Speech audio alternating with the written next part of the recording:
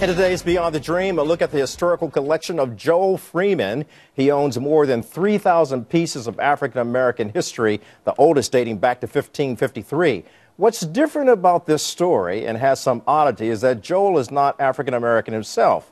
He has turned his passion, however, into what he describes as a white man's journey through black history. Joel Freeman's appetite for consuming so much of the rich history of black Americans began in the oddest of places, the NBA, where Joel served as a chaplain to the Washington Bullets and Wizards. The guys had their radar screens up and they were looking at me and saying, "Who is this guy?" And so they started asking me questions. For instance, what part did people of African descent play in biblical history and extra-biblical history? What did you had basketball players from the NBA asking you about history? Yeah. Asking a white guy about history. They're probably testing to see how sincere I was. Why would a man who's from Canada want to be so concerned about taking a tour through black history? Well, I think first of all, what impacted me is that, of course, it was the Bible. And then also I began to see this as, I just wasn't taught this in school. Joel takes the view that history is a gateway to bridging the divide between race and ethnicity. A small portion of his significant collection of artifacts and documents was recently on display at the United Nations.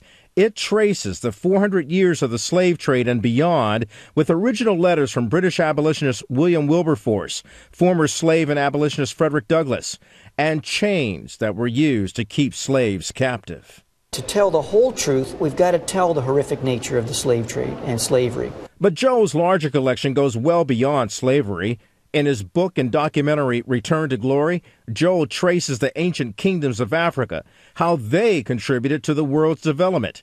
It's part of his effort to help young African Americans to learn of their rich history and to help all people understand the dangers of racism.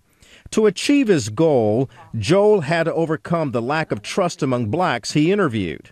I asked a question that changed the tone of every single interview. And here's the question. Do you remember the moment when you realized that because of the color of your skin, the rules are somehow different for you? How does a young kid wrap their brain and their arms around it? Joel says his journey into black history has been an awakening. He is developing black history galleries to be set up at colleges and churches throughout the country to educate and inspire people beyond the dream. People can come into the galleries. They can then be told about these ancient African kingdoms, and then now we're ready for the good, the bad, and the ugly of the last 4 centuries.